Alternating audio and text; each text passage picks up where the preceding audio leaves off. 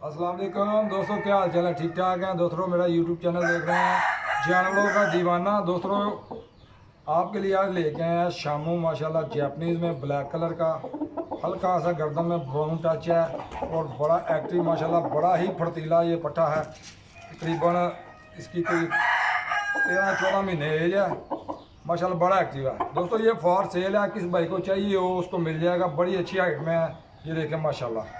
अभी पर तोड़ के नहीं ला रहा है, पर वीडियो पूरी देखनी है। चैनल को लाइक और सब्सक्राइब करना है। ये देखिएगा दोस्तों ज़रा, ये देखें।